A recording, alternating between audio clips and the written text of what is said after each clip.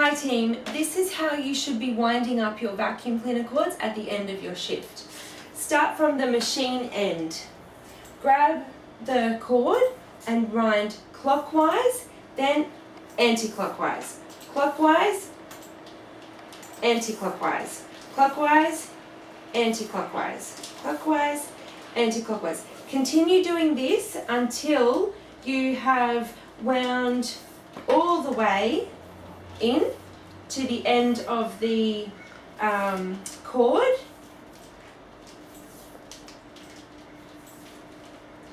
At the end of